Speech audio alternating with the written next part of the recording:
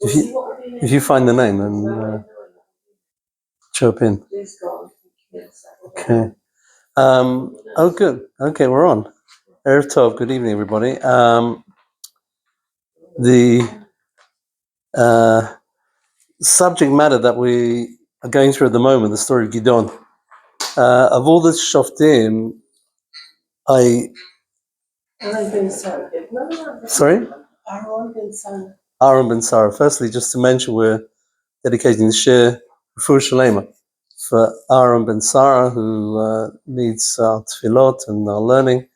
And we should, again, just pray for Shalema, really for all the Chayalim, Chayalot, people who are never still the effects of the war. I don't think we've got any idea on the effects of the injured. It's beginning to come out, and those situations will become more apparent as time goes on.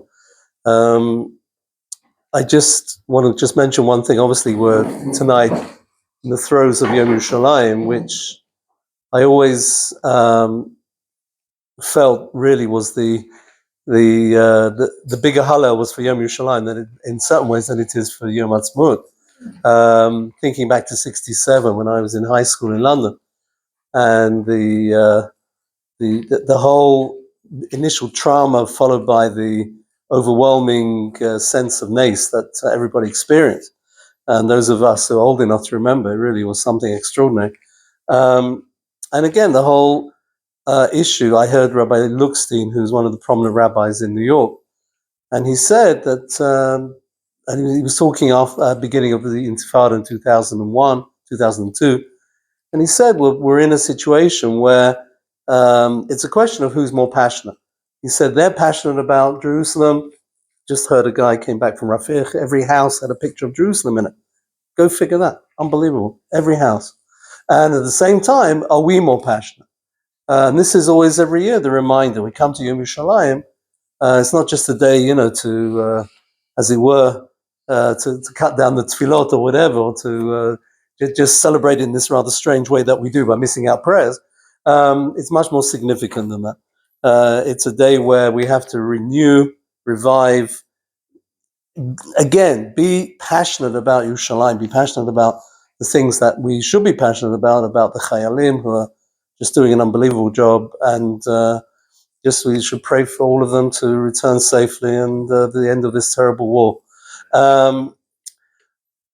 Again, looking at chapter 7, right in the middle of the story of Gidon, and it's just, one thinks about what we're going through at the moment, and then you read the story of Gidon, and you realize, as we was just saying just now, nothing is really new. One of the issues that Gidon has in his preparation for war is to catch the enemy leaders, and this is again still something that every day we're talking about this.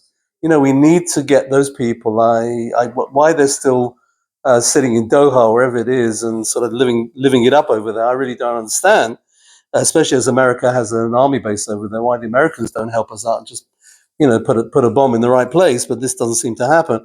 For us also, just catching the leadership, just catching the enemy, and that by definition becomes a statement of victory once you've killed the enemy leaders. And this, we hope, will happen very soon. This is something that we're all waiting to happen almost every day. We're going to look at Perek Zayin. I don't think we'll finish Gidon this evening, but we'll certainly get to the famous story of the battle. And Gidon is in a situation where, remember from the last shiur, he is testing God. He wants to know if God is with him. And some of the commentaries say he's testing God because he has a crisis of what we call in Ivrit bitachon atzmi. He doesn't really trust his own confidence. He's really struggling.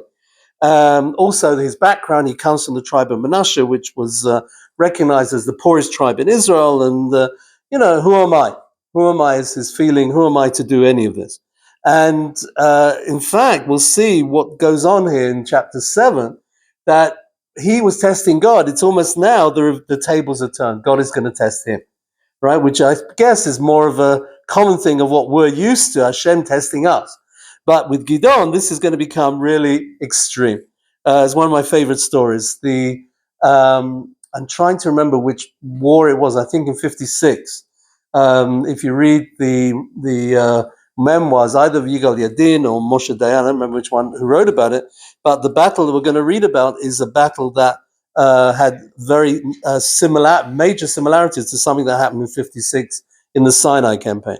Those of you who know the film Cast a Giant Shadow, which I really upset that the new generation, probably not just the new generation, a lot of people don't even know the movie. It's the film about Mickey Marcus, who is buried in West Point, but was recruited by the Haganah to get the army in shape in 1948. And it's a recreation of his life, and he was killed in an army accident, unbelievable story. And one of the scenes, which is unforgettable, is Frank Sinatra flying an airplane. That is unforgettable anyway, not singing at the time. And the way that they attacked the Egyptians was that they had syphilux bottles. Now, those who lived in Israel 30, 40 years ago will know what I mean, right? It sounds like a disease, but it really isn't. It's a bottle of soda. And you used to have balloons, and used to sort of fill the soda water with balloons, balloning. Ridiculous system, but that's how it was. And what the but it's not like syphilux. There was nothing like that, like the old days. And what the scene was, and I believe it must have been true, because you couldn't make up anything like that, is that the one plane in the Israeli Air Force in 1948 was flying over the Egyptian army that was coming through the desert, and he was dropping these syphilux bottles. They were making a noise. That nothing happened when they hit the ground, except they all sort of splintered into who knows what. But the noise turned the Egyptian army around. They thought they were being bombed by the Zionist Air Force, and they ran for their lives. Unbelievable story. And again, where did that idea come from? And my argument is that Tanakh was not a history book for the leadership in Israel for all those years. Tanakh was a guidebook. It was a book of instruction. And just listen to this, and you'll see what I'm talking about. Chapter 7. Unbelievable. Yashkem Yerubal, who Gidon. Now, he's got the name now, Yerubal. Remember, he broke the Baal, the altar, the Mizbeah, which was set up to this foreign god. And he was the one who smashed it, initially his father's altar, and then, got a reputation.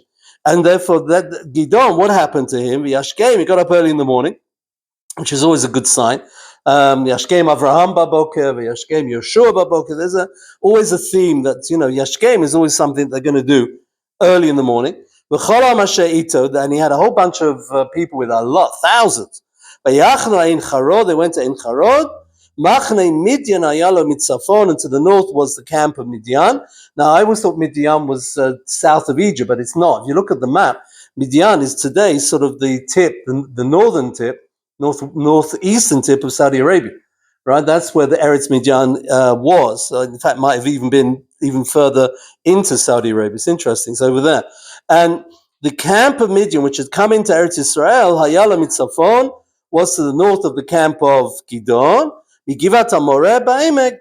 Again, these names, Tanakh Bayad, somebody will be able to take you, I'm sure, and show you exactly where the places are. Ze'afula. It's actually Afula. Yeah, because this is going up to Hatafor and all the and that's Ein Charod. Yeah, no, absolutely correct. I've forgotten about that. Yeah, no, so this is all happening going towards the north of it. So, yeah. Oh, and he did speak about it. Yeah, it's when that type of tour happens, phenomenal. Which is Nash is above Ephraim. Ephraim is above Judah and Binyamin. So you're halfway up to the Galilee. You're halfway to the Galilee. Yeah, you're close to. I always think Mount Tabor is the great landmark. This big bump in the middle of the country, towards the north there, and famous story of Sisera. And then I think we're going to see a little bit of this as well. But listen to this, Pasuk Bet, unbelievable. Vayom Hashem Gidon, Rav Ha'am Hasheitan. Gidon is sitting there planning the war, and God appears to him and says, "You got too many soldiers." I mean, it's unheard of. I don't want to give the Midianite. You're going to win the war, but you've got too many men. And the Jews will become a little bit full of themselves. And what will they say? Right? That we did it.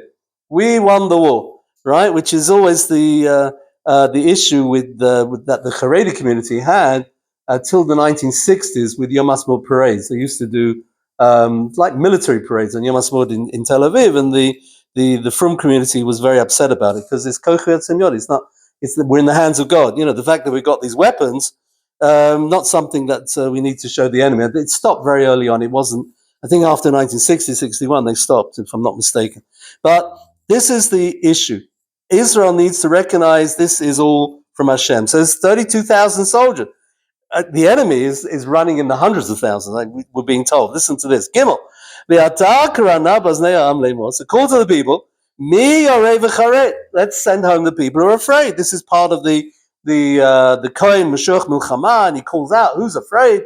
Some say it means afraid of the sins that you have done, and therefore you're not fitting to be a soldier in the Jewish army.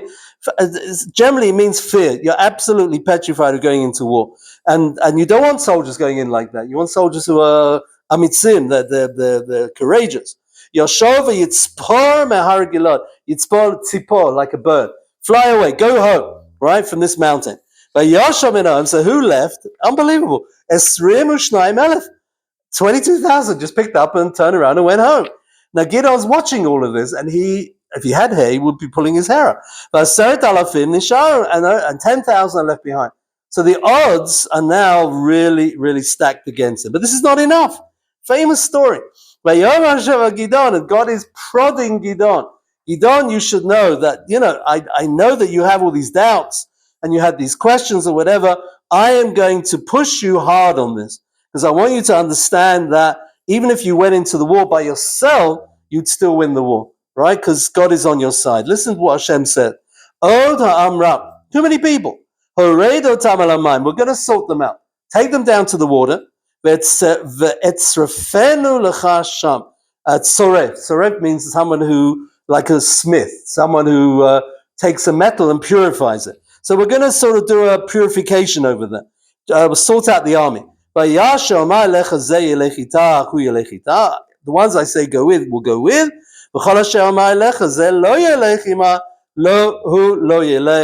He will not go with. Unbelievable. And what was the test? Listen to unbelievable test. And just a little story to embellish this. My wife will have to forgive me because she heard this story. She was there. She saw what happened. So they took the people down to the water. What's the test? They're by the waterside.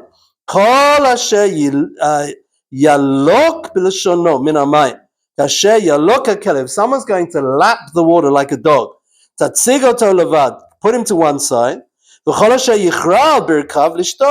the other people on the other side are the ones that got down on their knees to sort of scoop the water. So some of them won't get down on their knees, some of them will. Now, obviously, what's the issue? The issue is that the image that they would see in the water, that might lead them to become a little bit lean towards Avodah Zarah. They would worship anything, so they might even worship their own image. Who knows? So this was something that was to be avoided. If the guy knelt down on his knees and put his face to the water, that was a sign that maybe this is a man who's not so makbid about idolatry. Fascinating. And look what happened. Love that word, right? Those guys who are lappers, biyadam, LPM, shalosh meod ish. The only number was 300. Sorry. I don't understand how they were lapping and how they were otherwise. Yeah. The others were sort of like crouching, with just bringing the water up. Bend over and drink. And the other were on their knees. Bend over, scoop, and drink. He specifically said lap like a dog. Yes. Always a dog. No, that's the point. Those are the ones who aren't chosen. The ones who get down on their knees, lean in, go like this, and drink it up, those are not chosen. Those are not chosen. The ones who go down and lie flat, straight across, and lick like this, those are the ones who are chosen. That's the shot. There are Parshanim who say it's exactly the opposite. Exactly the opposite, but whichever way it is, they had to bend down, and the ones who get up, they pick the water with their and they would pick the water up. Pick it up. Like a dog drinking out of a bowl. Right. That's the sort of another image. I don't know. See, again, having never drunk from a stream, I don't know what's good the evening. normal way you would drink from a stream. I have no idea. It's whichever. Today, I don't know what they did 3,000 years ago. Yeah, you wonder. Akasha. Hi, good evening. Yeah, please. So we're just on Perek Zayin, chapter 7 of Sefer Shoftim. We're just in the middle of the story of Gidon. So it's like walking into the best bit, but it's good. I don't know if you have a cell phone, smartphone, you can follow on the smartphone, or you can follow in the Sefer. Yeah. Okay. So let's see what happened. Basically, we're dividing up the people who are kneeling from the people who are sort of. I've always understood it. They were crouching as opposed to kneeling. The kneelers are not good because they're kneeling an act which might be seen to be leaning towards idolatry, right? Whereas if they're crouching and just lapping up the water without sort of going towards the water in that sense, that's a bit more circumspect, and those are the guys that we want to have in the army, right? Tell you two very quick stories. I went to the British Museum, must have been 10, 12 years ago, on a tour. A fascinating tour. I call it the idolatry tour, right? Because they'll give you all the insights into Avodah Zarah that you ever wanted to know, and a lot of stuff that you probably didn't want to know. And we are walking through, and the rabbi who's leading the tour, ex-Chabad guy, who interesting fellow in London, he says when you bend forward to read the plaque next to the exhibit, don't go forward, go sideways. He said, why? Because if you're bending forward, then you may be considered as ishtachavod, you're bowing down to the idol. We looked at him and said, you've got to be kidding. He says, no. He said, look, this was a Chabad guy, so I guess he was into sort of, being a little bit more on the safe side. So I'm surprised nobody took a picture of this very strange group of about 20 people, all leaning, on their right or their left, trying to read the plaques. It was very, very interesting sight. More interesting than that is a story from my father-in-law, which, again, I beg my wife's indulgence, which is the following, that he had an amazing shaila, where this must be, 25 years ago? Something like that. And the story was that he got a degree from London University, Doctor of Science, which is about pretty much high up there with, as high as it goes. And it's a whole ceremony in London, and Princess Anne was the chairman or whatever, the president of the college, so she was there falling asleep during the whole thing because he had to wait. He was right at the end. You go to the BAs, then the MAs, and the PhDs, and by the time you get to the Doctors of Science, everybody else is done. And his shaila was the following, very interesting. In order to signify that you get the degree, you had a chair which was like a kneeling stool. The Christians have it; they have it in their churches. She had to put it. And it was known as hood, which is and you take the hood and you put the hood on it, put the hood on his head. Yeah, and the problem was he didn't know whether he would be able to kneel on the stool in front of Princess Anne, right? And he asked the shaila of the local Orthodox rabbi, who said to him, not really a problem. He found heterim for him. And so my father-in-law was very happy because it was a religious ceremony. The guy ahead of him, who also got the Doctor of Science, was a Sikh. Now this guy was machmeh. He did not kneel. He was, it's like a stool with two arms, and he sort of leaned on it, but his knees were not touching the cushion. He did a push-up. And she hooded him, and then he stood up. Obviously, he was a bit, sort of supple in that sense. My father-in-law was very taken with that, right? That the Sikh was more machmeh than the Orthodox Jew. But there you go. It's a good story. Which is? But at the end of the 3-hour ceremony. Oh, that's a different punchline. We went up to see my father, and I said, Dad, what did Princess Anne say to you? Because she said something to him. And he said, I was so desperate for the bathroom, I couldn't possibly tell you. After 3 hours, I suppose we all would. It's a very funny story. Anyway, I'm not sure whether he'd be called a malakek or whether he would be called a mishtachaveh. I mean, who knows? I mean, this, as I said, the story is just, when I read this story, it always reminds me of that anecdote, but it's a good story. Both are good stories. So listen to this. Back to the story.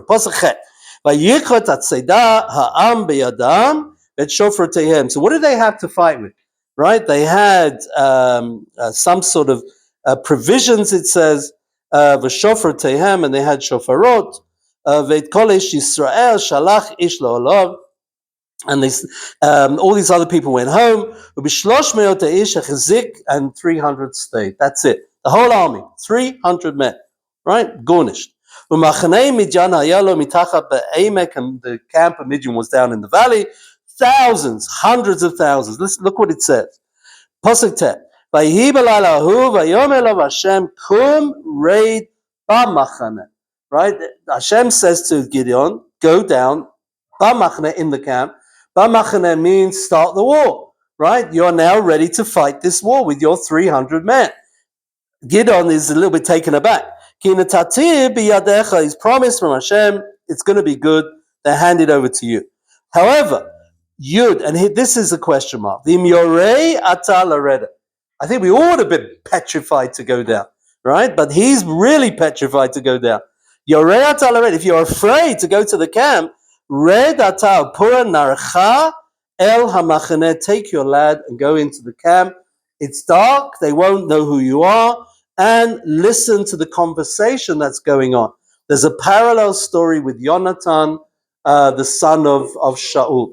Yonatan, the son of Shaul, also wanted to know what was the matzav ruach of the camp that they were fighting, the Plishtim at the time. So he goes to the camp and he looks for a sign. The sign is, if they come towards you, they are, the camp is open. We can win. I think it's that way around. But he says if they let you in easily, then they are obviously, maybe the other way around. If they let you in easily, then maybe that's a sign that they're very lax, right? Because they're letting you in. There's no real shingimel, as they call it, the guarding the camp. Whereas if they come out to meet you, it's a sign of great confidence that they will come out of the camp to meet you. And Yonatan was waiting to see what they did. He got the sign that they were very lax, and he started the war against the Plishtim, and they won the war. They actually sort of won it before Shaul was even involved. Okay, because that was Yonatan. Yonatan was an amazing individual. I always talk about this when I was teaching in YU, who the young ladies would prefer to date, Yonatan or David. And many of them thought about it and thought Yonatan was a better bet. He's just more feet on the ground. David is really unbelievable. He's a tzaddik, but he's a bit kalabachi as well, as we would say today. Interesting thought. So listen to this. This is now Gidon looking for a sign. So he'll say to me, wait a minute, just put a break on here for 2 seconds, but the Torah doesn't allow it. Torah doesn't allow us to go and say, oh, a black cat crossed my path, everything therefore should be good today or bad today. We're not supposed to do this. This is called nichush, divination. We're not allowed to do it. The fact that Yonatan did it, and the fact that Eliezer did it, because he also made a sign, if she comes out, brings me drink, and if she doesn't, right, that whole story. There's a difference between a sign and gathering information in an army. They're two completely different things. Correct. But correct. But at the same time, if you present this, or if you want to look at this as you're getting, because this is Hashem telling him to go, it can be seen as looking for signs of victory, if you want to call it that, right? The Torah clearly does not allow you to indulge in divination. Hashem is the one who's telling him to Hashem is telling him and hear what they have to say. Correct. And it's not that he is, although clearly, again, as we know from everywhere, where it says in Yerei Talared that Hashem says, oh, by the way, you're afraid. I mean, when that's already a key word. But in Yerei Correct. Obviously he was afraid, and Hashem says, okay, not to worry, I'll give you not a sign, but I'll let you over here, as we're saying, what's the morale in the enemy camp, so you'll have more confidence that they're not going to win. They're not going to win, correct. So in a way, you're right, your question is good, because it's not really a sign, and this is really the answer to the question, right? It's a confidence booster for Gidon, right? The only interesting point that the rabbis make is that Rabbeinu Nissim, the Ran, talks about this whole question of divination, looking for signs and looking for simanim, and he says, interesting thing, he says with Yonatan, for instance, the fact that he made such a condition, they'll come to me or I will go to them, that was a logical definition of whether their camp is confident or the camp is not confident. So in a way, when you introduce logic into this whole discussion, it becomes allowed. That's the run. Same thing with Eliezer. And it's a character test. It's not a stam. Correct. Same thing with Shaul, with Goliath. With Goliath, and all of these stories at the end are not nichush. They're not cases of divination. But just an interesting sort of side point about what's going on here. But again, this is more of a morale booster for Gidon. So let's see what happened. You'd bet. Midian v'Amalek v'chol bnei Kedim noflim b'Emek. They're all down in the valley. This is a coalition which we can't even begin to sort of get our head around. They're described like locusts, right? And this is a definition which in the Middle East we will understand. There's camels, until the camels come home, literally. Like the sand on the seashore. You can't count the number of enemies with their camels and with their. Today would be an army that would be really, really quite difficult. And we're facing enemies like this at the moment again. Gidon. So what did Gidon do? He went. He said, Hashem says, I'll go. Gidon. It's a great story. So they overhears a conversation in the camp. Two guys are talking about a dream. Right, and of course, dreams are always according to the interpretation. That's what we learn from Yosef. The Gemara is about that. So what did one guy say to the other? So the one guy said, "Hinei chalom chalamti." I had a dream. Hinei tzlil lechem saorim, and I saw some sort of cake made up of barley. So it's a barley cake, whatever that looks like. Mitapech, and it was rolling through the camp. But machane Midian. At the camp of Midian, it was sort of, like I suppose I was looking at it like a snowball, sort of going through the camp, something like that. Vayavad ohel, and it got to a certain tent, vayakeu, hit the tent, vayipol, and the tent fell down. Vayahafcheu lemalo v'nafal ohel, and the ball sort of, this cake sort of flipped over, and the tent fell down. That was his dream. Right now, he needed a bit of therapy for dream like this, but this is what was going on. Yudalit, Vayan Re'ehu, so the therapist, his friend, said to him, "Amazing thing." And again, there's thousands of soldiers, thousands of them, all probably with weapons. Who knows what's going on there? And the Jews, 300 Jews in the Jewish army, amazing. Vayoma, and the soldier, probably the Malachite, whoever he was, said, "Ein zod." I know what this dream means. It means that Gidon is coming with his sword and he's going to win. We spoke about the sword with Ehud, right? And Cherev Pipiyot, the two-edged sword. It's a symbol of the strength of Am Yisrael. It's the sword which is a physical sword and it's also a spiritual sword, right? It's a sword which represents the Torah. Cherev Pipiyot, two-edged. Torah Shebichtav, Torah Shebaal Peh. There's a very interesting sort of essay on this in one of the commentaries, and he talks about this. And he said any time they saw the sword against them, the enemy became very afraid. And this is another example. Im Cherev Gidon ben Yoash Yisrael, Notana Elohim biyado. Therefore, their God, right? They recognized there was a God of the Jews, but they had their other gods, right? There was like a whole range. Take your pick. So they realized that the God of the Jews, et Midian vet kol machaneh, he is going to give over our camp. We're done for. Vayihi kishmoa Gidon et mispar hachalom. Gidon heard this dream and its interpretation. Vet shivron, the interpretation, vayishtachu, and he bowed down. Right? In other words, gave praise to Hashem. He went back to the camp of Israel. Good news, guys. Vayomer kumu, now is the time to arise. Hashem biyadechem et machanei Midian. He's finally convinced. Gidon is on side. And of course, if he's convinced, then everybody else. But there's still 300 of them. So how are they in remotely going to overcome an enemy who's running into the probably hundreds of thousands, right? That's the impression. Last time we said that Gidon was always vacillating. Between the total faith and suspicion of Hashem. Correct. So has he at this point he's given up the suspicion? He has given up. What is so interesting, I'm glad you raised the point, is that we won't get to it today. We'll have to wait till probably after next shiur. He is so bound with emunah in Hashem. And yet, his parting gesture to the Jewish people leaves such a question mark, not only on what his faith is, but what the Jews, how they react to it. I'll just tell you what happens. He decides at the end, and we know that he's going to win this war, and he makes a memorial.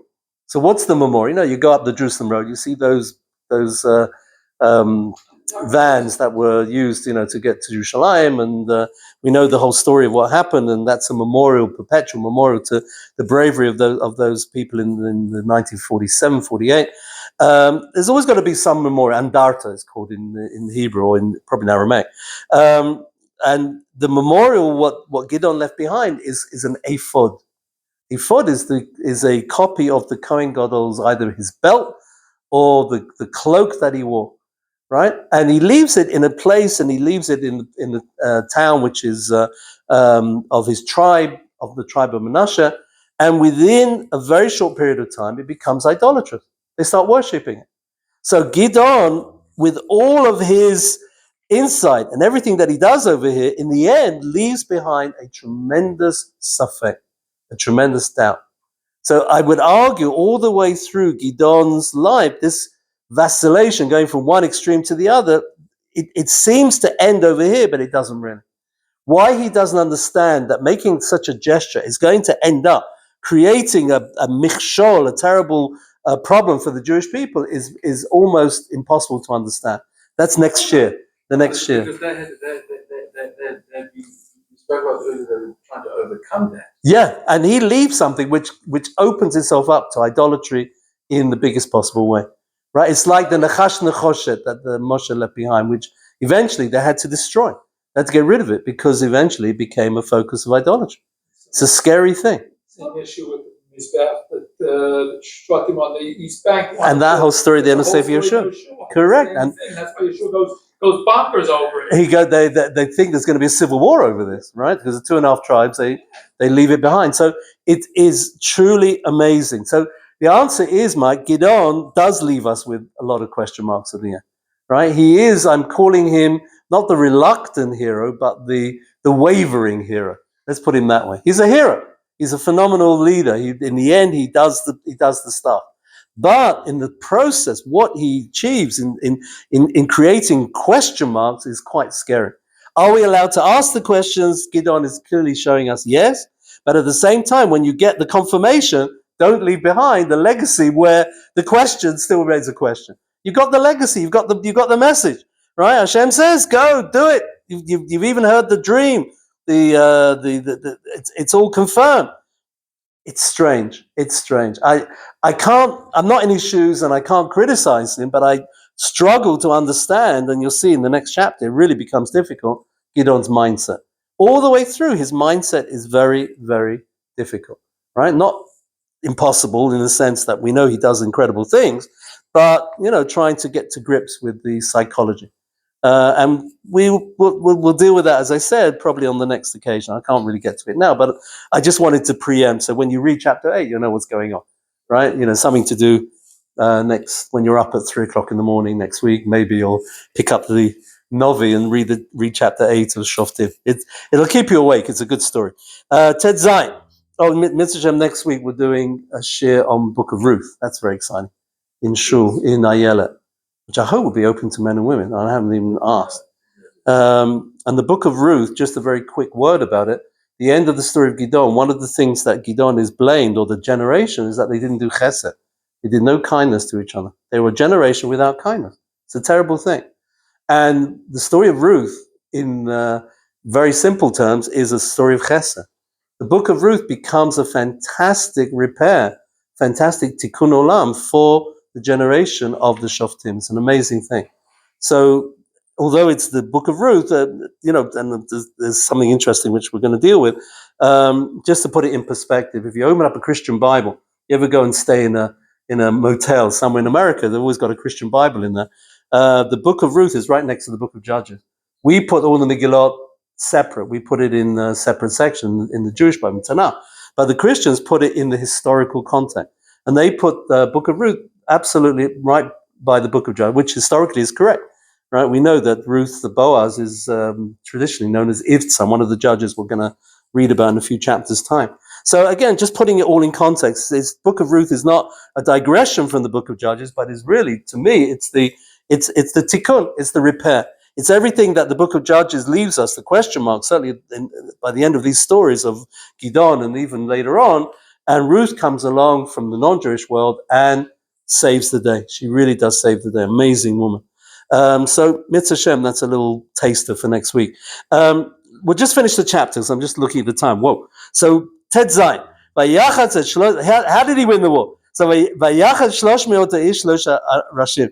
Yachad means to put them in half, right? So my father-in-law, being a mathematician, always had a comment about breaking the matzah in half on the Seder night, right? And you put the big bit, you put the small bit back, and you put the big bit. That's not half, he said. That's a third and 2/3. He would always complain that, and it's still called yachatz, that we break the matzah in half, but it's not really a half. It's sections. So this is what it means here. By yachatz, he broke into sections, shlosh modeish, shlosh rashim, into 3 groups.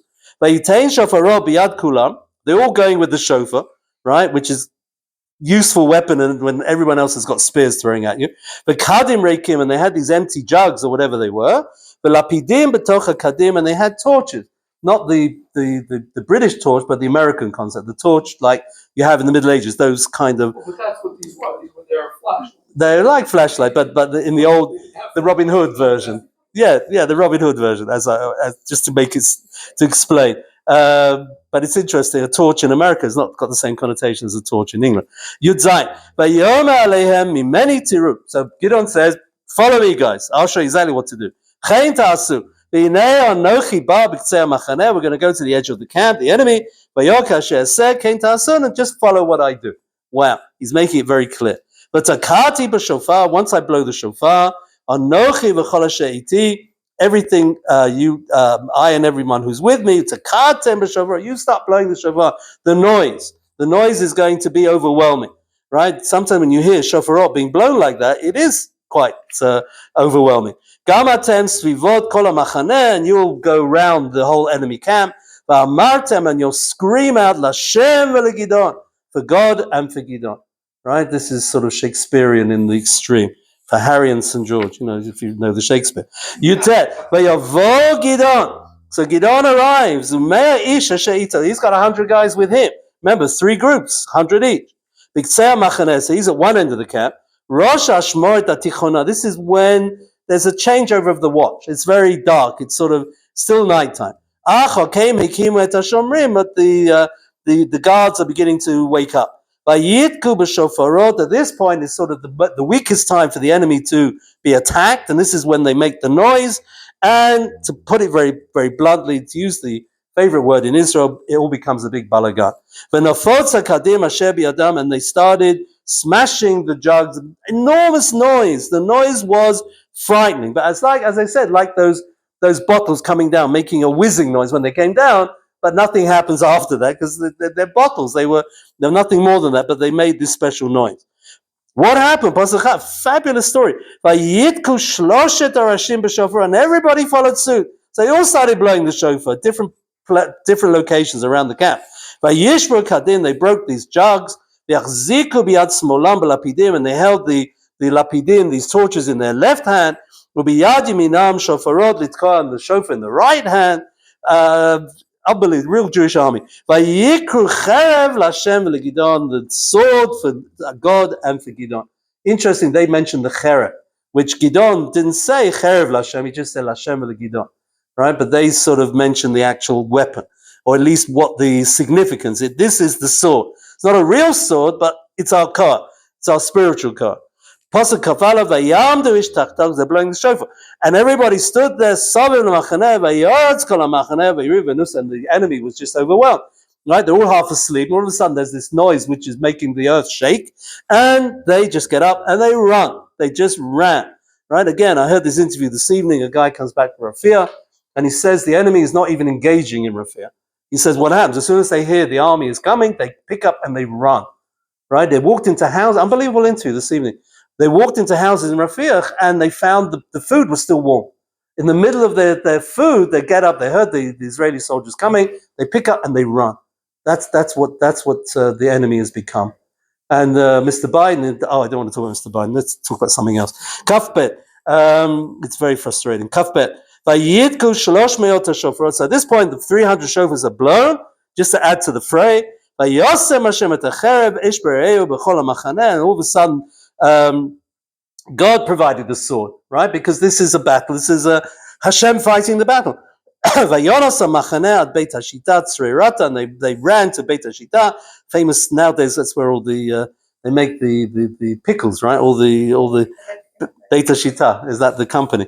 Ad Tzfat Avel Mechola al Tabat. Mechola is it's the same place. I was in the army.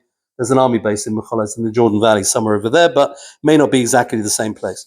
Vayitzaek ish Yisrael min Naftali min Hashem min Kol Menashe. So basically, three groups of the Jewish army sort of started coming together on top of the 300 men, because the other tribes started sort of getting involved. Vayirvacharei Midian, they started chasing the Midianites.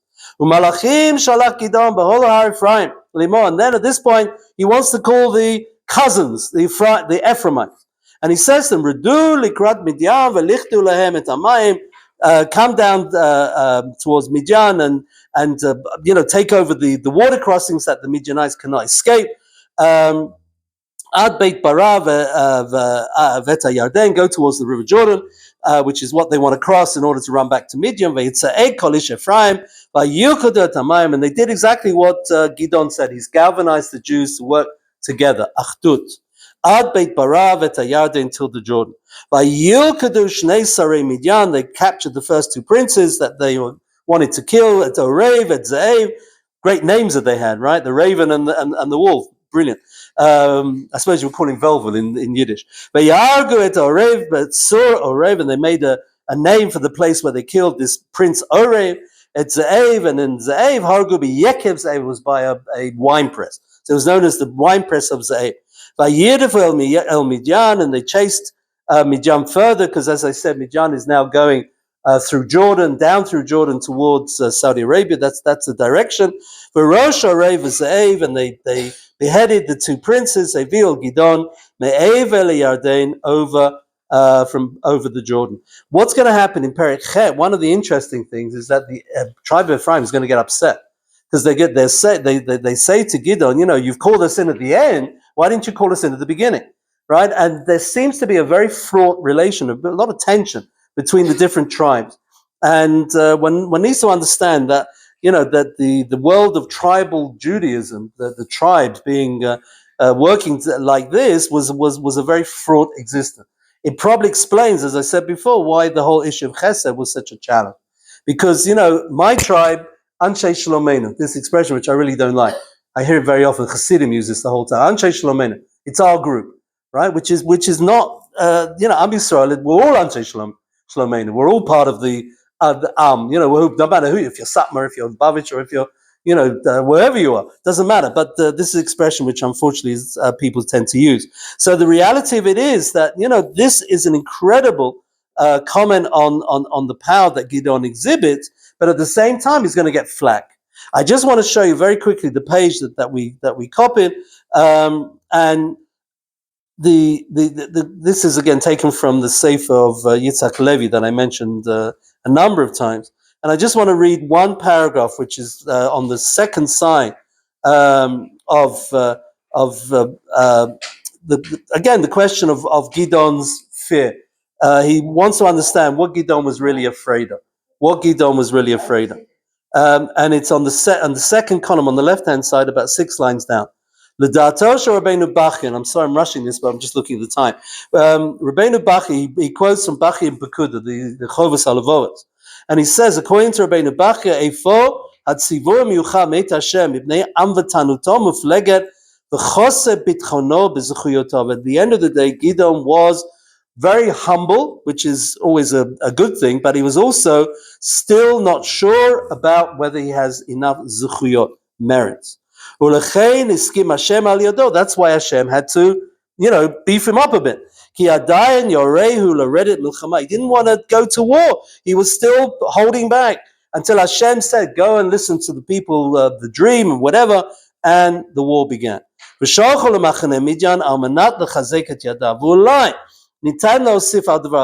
Levi just wants to say one thing, which I think is so true. Ito akret siruv alpi mitzvat Hashem yitbarak rak 300 ish. In the end of the day, if you've got 32,000 army and you end up with 300, all of us would have had, I think, a little bit of a question mark, right? What is going on? God is telling me to fight the war and send the whole army home. I mean, today also, on the contrary, the Miluim people are in for a very long time at the moment. And the reality of it is that, the numbers are needed, but this is not a regular war. This is a Jewish war in the ancient world. It's a war of God fighting on behalf of the Jewish people. Famous story, which I just want to end with, in Volozhin, I think the story took place. Some say it was in Brisk. They made a Purim spiel, a very famous story. And the Purim spiel was that and there were guys there wanting to make a bit of fun, and they made up the play, and it was done in the local playhouse, and the whole community went to watch this Purim. It's a fun time. So what did they do? They recreated the Kohen Mashuach Milchama. The Kohen calls out and says to the people, "Who is afraid, go home." And 20 people leave the stage. 100 people on the stage, 20 go home. Who has just got married? Another 5 people leave. Who built a house? Another 20 people. By the time they've called out everybody, who's left? There's 2 old men on walkers, right? On Zimmer frames, and they're standing there. And then the Kohen says, "Right, guys, we're going to go and win the war." And the whole place erupted. It was the funniest thing. They obviously did it with a lot of humor, but it was a little bit of a shtech. It was a little bit of a disrespect. So they went to Reb Chaim Brisker. They went to Reb Chaim Soloveitchik, grandfather of Reb Soloveitchik in New York. And they said to Reb Chaim, "This is terrible. They're making fun of the Torah." So you know what Reb Chaim said? He said, "No, they're not making fun of the Torah." He says, what happened was that those 2 old men went on the walkers and they won the war. They forgot to mention that those 2 guys actually went out to war and they won the battle. Because that's the Jewish battle. The Jewish battle, when God is fighting for you, you can be 2 old men walking on walkers, right? Sort of, that's the way it is. And it doesn't matter because HaShem is with you, right? And this is what we hope. And this is why it's so inspiring to learn this story of Gidon. It's inspiring when we're in the middle of a milchama at the moment to see that, and Yom Yerushalayim, which we spoke about, the same thing and it repeats itself. And the message is Lashem Gidon. Yeah, we have this tremendous army, but we've introduced God into that army, and thank God there's so many soldiers who now understand this and do fight not only for the man Ha'am, but the man Ha'aretz, but the man HaShem, for the sake of God. We introduce those elements. Please God, we will succeed, we will win. It may take time, we know it's going to take time, but Bezrat HaShem, we will be successful. It's inspiring. Learn Tanakh, boy, it gives you something to take away. It's very important indeed. To be continued, Bezrat HaShem, chapter 8, Gidon, and then chapter 9, the son of Gidon. We're not quite finished with Gidon yet. Mitzvah Hashem, to be continued. Thank you so much. Erev Tov.